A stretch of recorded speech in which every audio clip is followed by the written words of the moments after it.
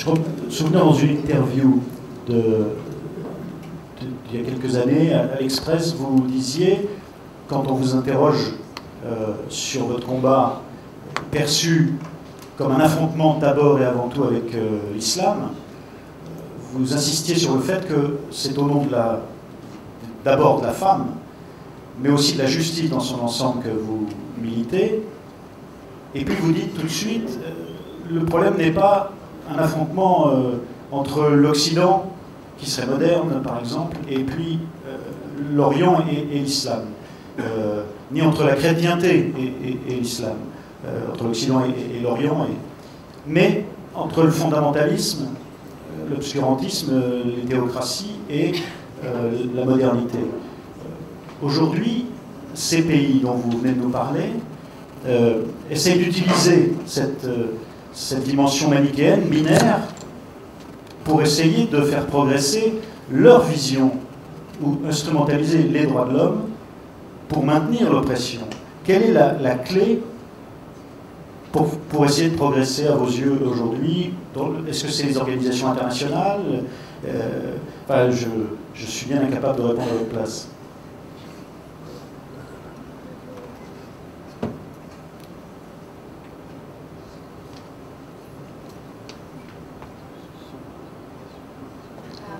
It's not easy. My experience is that, when in Bangladesh, I was fighting Islamic fundamentalism, and they issued fatwa against me, set price on my head, but I was still fighting. I was living in my country, but it was the government who filed case against me on the charges of blasphemy. It was the government who forced me to leave the country. And in India, the same thing happened. A few years ago I moved to India and settled there. But when the Muslim fundamentalists started campaigning against me, and then the Indian government, instead of taking action against the fundamentalists, took action against me, I was, thrown out of the city that I was living, Calcutta, and then I was asked to leave the country by Indian government. So here is the problem, and the role of the civil society, and they are so afraid that they shut their mouth. They didn't defend me because they are afraid of fundamentalists, they are afraid of the government. So if everybody shut their mouth, and if government, really, they say that they're the largest democracy in the world, they're a secular country, but actually secretly they are supporting the fundamentalists only to get the votes from the ignorant masses, majority from the Muslims. So this is the problem, that it is hard to fight the fundamentalists if the government doesn't help to the people the secular people who have been fighting. So I was thrown out from those two countries, Bangladesh and India. It's not because of the fundamentalists didn't throw me out, it was the government threw me out. So I think that it's very important to make the education secular. We have to secularize the state. Religion and state must be separate. And we see that in the Western countries you made it possible, but in the Islamic countries still there is no separation between religion and state. So we must secularize the state, we must secularize the society and education system. There should not be any, state should not encourage, building religious schools. Schools must be secular. And I don't blame those Taliban, because they were sent to madrasas when they were very small, and they learned nothing but the Quran and Hadith. So what they would become? They would of course become Taliban. I don't blame the Talibans. I don't blame the religious fundamentalists who had no other option, they didn't have any chance to study science or secular studies. I blame the system that make the people religious fundamentalists. So we have to change the system, and education is very, very important. It's not that academic qualification only, it's the real secular education.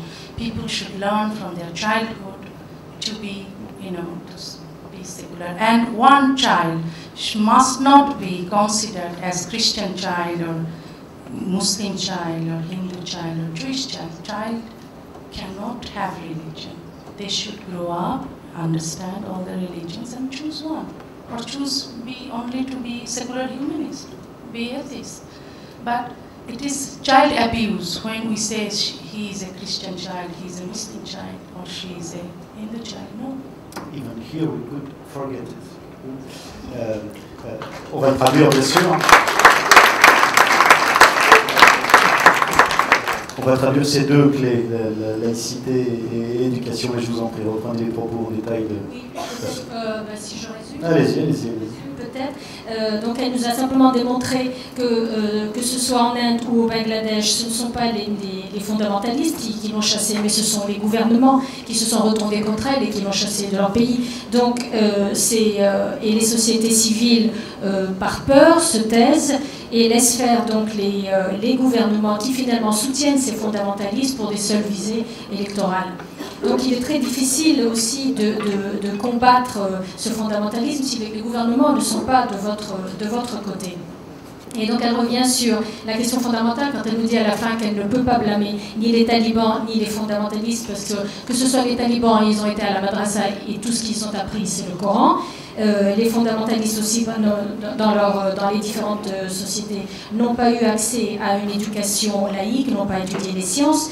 Donc, fatalement, ça ne fabrique que des fondamentalistes. L'éducation laïque est la clé, et l'éducation dès l'enfance est la clé, justement, de la solution. Il ne faut en aucun cas considérer un enfant selon sa religion, mais laisser, parce qu'elle considère que c'est de l'abus, c'est abuser des enfants, il faut laisser les enfants grandir et choisir par la suite leur religion ou choisir de ne pas adopter de religion.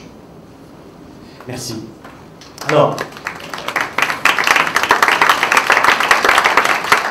cette introduction par Taslima Nasrin va vous amener à réagir les autres et puis avec vos actions respectives de militantes. Mais peut-être que dans une première intervention, j'ai envie de demander à la philosophe finalement, qu'est-ce que c'est les droits de l'homme? Je veux dire, quelle définition vous en feriez, vous, qui à la fois avez une vision internationale, vous voyagez beaucoup, vous avez été chargé de travailler à leur application dans un domaine particulier qui est l'intégration par le gouvernement français, et comme philosophe, vous y réfléchissez plus que quiconque.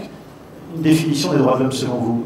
Je dis ça en particulier parce qu'aujourd'hui un des débats c'est, mais au fond, tous les droits des hommes, c'est les droits de l'homme. Est-ce que tous les droits ont la même nature? Ou est-ce qu'il y a des droits plus sacrés que d'autres, je dirais, dans les droits de l'homme? Merci de cette question. Vous avez raison parce qu'il y a plusieurs générations, n'est-ce pas, de droits humains, de droits individuels. Alors, les droits de l'homme, pour commencer, alors d'abord, quelle génération? Les droits de l'homme au sens strict, je vais y revenir, les droits civils et politiques, les droits économiques et sociaux, ce sont tous des droits qui sont nécessaires à l'épanouissement de la personne humaine, mais effectivement, ils ne sont pas de la même nature et surtout, ils ne demandent pas les mêmes appuis. C'est-à-dire que quand on se pose la question que vous nous posez à tous, comment aujourd'hui faire progresser les droits de l'homme, eh bien, ce ne sont pas les mêmes procédures, ce ne sont pas les mêmes actions de la société, des gouvernements qui sont requises pour ces différentes générations de droits.